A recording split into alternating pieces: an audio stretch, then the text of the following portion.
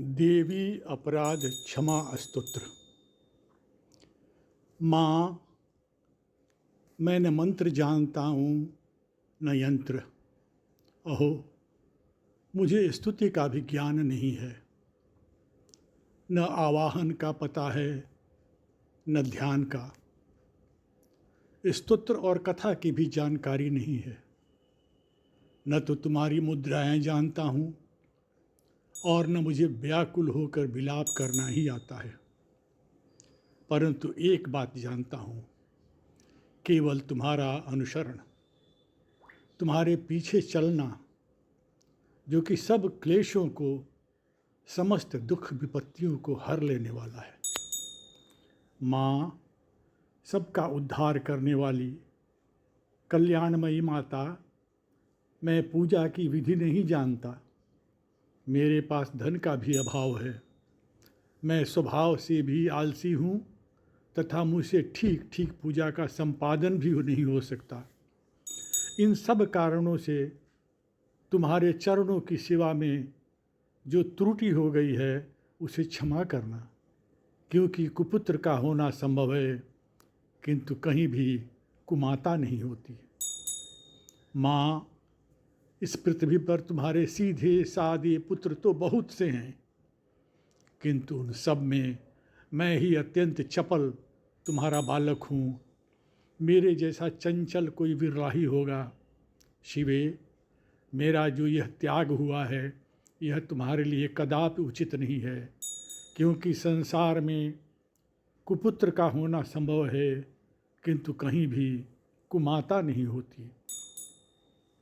जगदम्ब मातः, मैंने तुम्हारे चरणों की सेवा कभी नहीं की देवी।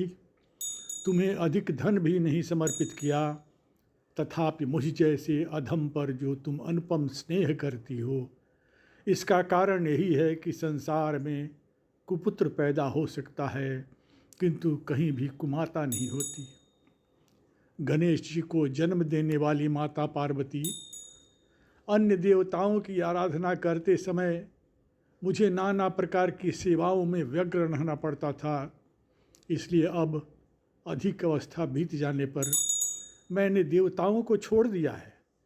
अब उनकी सेवा पूजा मुझसे नहीं हो पाती, अतएव उनसे कुछ भी सहायता मिलने की आशा नहीं है। इस समय यदि तुम्हारी कृपा नहीं होगी तो मैं अवलंब रहित होकर किसकी शरण में जाऊंगा। माता अपर्णा, तुम्हारे मंत्र का एक अक्षर भी कान में पड़ जाए तो उसका फल ये होता है कि मूर्ख चांडाल भी मधुपाक के समान मधुर वाणी का उच्चारण करने वाला उत्तम वक्ता हो जाता है। दीन मनुष्य भी करोड़ों स्वर्ण मुद्राओं से संपन्न हो चिरकाल तक निर्भय विहार करता रहता है।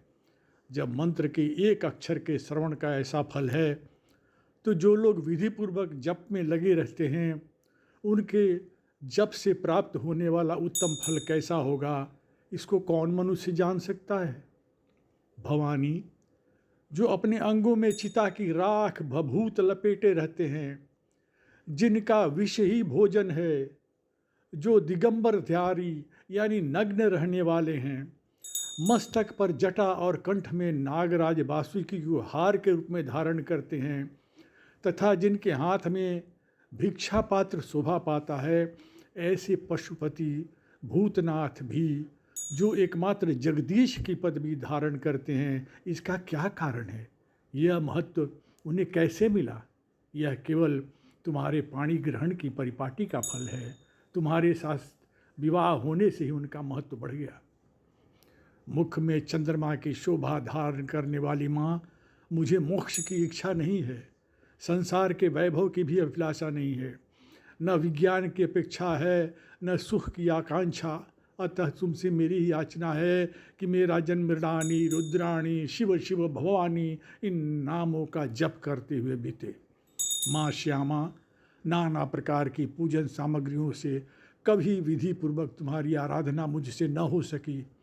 सदा कठोर भाव का चिंतन करने वाली मेरी वाणी ने कौन सा अपराध नहीं किया है, फिर भी तुम स्वयं ही प्रयत्न करके मुझ अनाथ पर जो किंचित कृपा दृष्टि रखती हो। माँ, यह तुम्हारे ही योग्य है।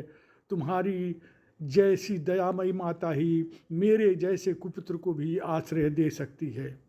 माता दुर्गे, करुणा सिंधु महेश्वरी, मैं विपत्तियों में फंसकर आज जो तुम्हारा स्मरण करता हूँ, पहले कभी नहीं करता रहा। इसे मेरी शठता न मान लेना, क्योंकि भूख प्यास से पीड़ित बालक माता का ही स्मरण करते हैं। जगदम्ब, मुझ पर जो तुम्हारी पूर्ण कृपा बनी हुई है, इसमें आश्चर्य की कौन सी बात है। पुत्र अपराध पर अपराध क्यों न करता जाता हो, फिर भी माता उसकी उपेक्षा नहीं करती। महादेवी, मेरे समान कोई पातकी नहीं है और तुम्हारे समान दूसरी कोई पापहारिणी नहीं है। ऐसा जानकर जो उचित जान पड़े करो। माँ कल्याणी, जगदम्बे, भवानी, जय जय जय माँ परमेश्वरी, माँ परमेश्वरी, माँ परमेश्वरी।